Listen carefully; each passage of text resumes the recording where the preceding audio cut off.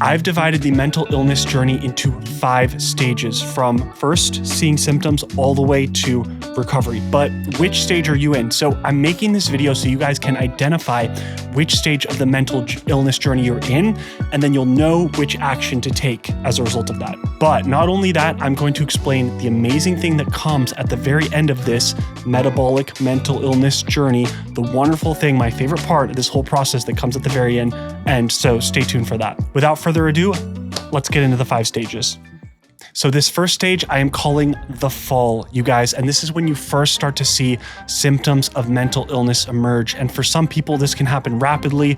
For some people, it takes a little bit of time to develop, depression, schizophrenia, bipolar, whatever the symptoms are, they start to come on gradually. But for some people, like for me, it can happen very rapidly. And for me, guys, this happened in spring of 2016. I was a freshman in college. I started to sleep less and less, and I found myself in a full-blown manic, psychotic episode, and I didn't know what to do. My parents didn't know what to do. We didn't know how to handle this because nothing like this had ever happened before. And for a lot of people, it's just about admitting something's wrong, something's going on in my life. Many people have mental illness for months or years and just can't admit, like, wow, something's, wrong here. I think for men, we especially get that. And so stage 1 is about first seeing the symptoms come. Stage 1 ends during that first visit to a psychiatrist. So once you see the psychiatrist, you are out of stage 1. And if you're in stage 1 right now, if you're not yet on medication, I would recommend starting metabolic therapies, start keto diet, start exercise. Before you even go on any medication, see what those do, see if those can help you. And I have so many other videos about metabolic therapies for mental illness and how to implement those. Okay, guys, stage 2 is diagnosis. And this is when you go to a psychiatrist and that psychiatrist gives you that terrible diagnosis, that mental illness diagnosis. We've all been there. I remember when I went to my psychiatrist in 2016 and he said, Matt, you might have bipolar disorder. And I heard that word's bipolar disorder and it just set something off in my brain. I was like, this can't be happening. There's no way I have this. I cannot have bipolar disorder. And so for a lot of people, it's a shock going to the psychiatrist and getting the diagnosis, right? It can be just a life-changing experience. And a lot of people have to adjust to the idea of being mentally ill. That's also the process of diagnosis, is adjusting to the concept of having a mental illness, right? That's what they say, having a mental illness, getting medication, taking those medication, adjusting to taking meds for those first few months, right?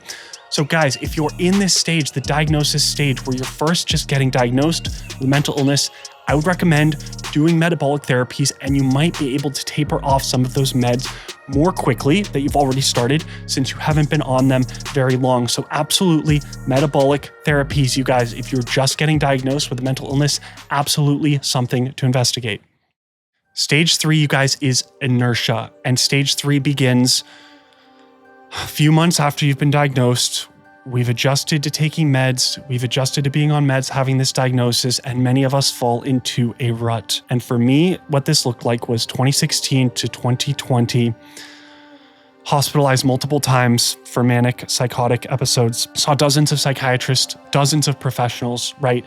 Treatment centers all over the country, could not get well. And that's what this stage looks like. So stage 3 inertia, you guys, for some people can last years or decades, just in that churn of the psychiatric institutions, right? In the institutions, in the psych ward, or just on medications, on meds for many, many years, on meds for decades, trying different meds once in a while, never quite feeling well, trying to deal with the mental illness, right? Deal with the depression or the schizophrenia and the medication side effects. And for a lot of people, this can be like doing CBT, right? Doing therapy, doing groups, all this other stuff, along with seeing the psychiatrist regularly. And it's an awful place to be in, and I wouldn't wish it on anyone, because trying to cope with life with a serious mental illness is virtually impossible. I think this is something that a lot of people don't understand. Dealing with a serious mental illness for many, many years and trying to do work and relationships and life and family and all the normal stuff that normal people do is so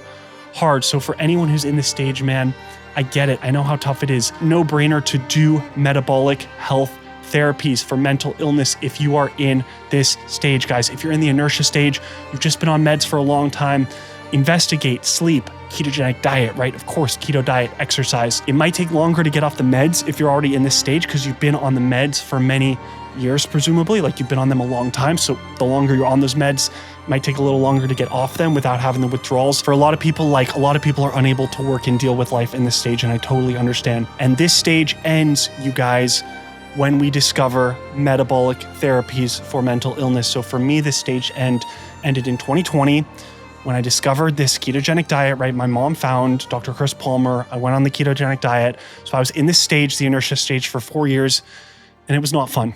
It was not fun. Stage 4, you guys, is recovery. Okay, stage 4 is recovery. And this is right when we find metabolic therapies and we start to implement them into our lives. And this can be a time of turmoil and excitement and learning, but also challenging, because people can have mental illness symptoms when they first go on a ketogenic diet. So it's important to watch, monitor the sleep, make sure nothing's off there. This is the process of learning to track ketones, like what ketone range is right for me. How do I do this new diet and adhere to it? How do I stick to this diet for 9 months or 12 months and not cheat on the diet? And what's it like for my friends to be eating carbs and drinking beer and, all this stuff, staying up late, and I can't do that right now? So these are all questions that I had to grapple with when I was in the recovery stage. Those first few months of 2021, that first year of learning how to do this, how to do keto, how to take care of my sleep, wear blue light blockers, and get sunlight first thing in the morning, right? To set the circadian rhythm to manage the sleep. So I think for a lot of people, this is just a time of so much excitement, but also a lot of question marks. So I hope this channel, you guys, can help. If you're in the recovery stage and you're just starting to do metabolic therapies, guys, watch all the videos on this channel, because I have so many videos about doing each of the therapies, how to implement them, different things to consider. I know it's a lot to take in, but the payoff, you guys, is amazing. And that's where we get to stage 5. So stage 5, you guys, is integration. And the golden ticket, which I'll talk about, is at the very end of stage 5. But stage 5, integration, is about, it's almost like coming full circle, where, we've gone through this journey, got the diagnosis, the mental illness, all the meds. Now we're on the recovery, learned how to do metabolic health therapies for mental illness. So you might enter this stage of integration maybe 6 months or a year after you've started the therapies. You've got the hang of doing a keto diet. You know how to do it. You know how to adhere to it. You're doing your physical exercise. You got your sleep hygiene, your substance, nicotine, alcohol, abstinence, all those amazing things. Once you've learned this, it's about coming full circle. It's like, okay, I went on this journey, right? I went on this long journey of having this mental illness, having all these meds.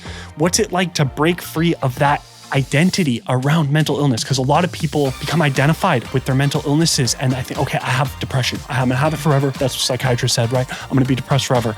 And then we become attached to that. So a lot of the integration phase is about breaking free of that identity and learning to identify as someone who's healthy, who maybe doesn't have this mental illness, or at least it doesn't dominate your life, right? And so that is what I entered about 2022 after I'd been on a keto diet for a year and I'd recovered. And, there can still be a couple symptoms. So you got to watch here and there. Like, it's not saying things are going to be totally perfect, right? Getting off meds during this stage is a big challenge, right? Getting off the meds slowly during this last stage. But the golden ticket, you guys, okay, the golden ticket, which is the best part about all of these steps, is about moving beyond mental illness and taking on other things in life. And this is where it gets so beautiful, shifting the focus of life away from constantly being on the meds, the doctors, the suffering, right? The hospitalizations, the treatment centers, towards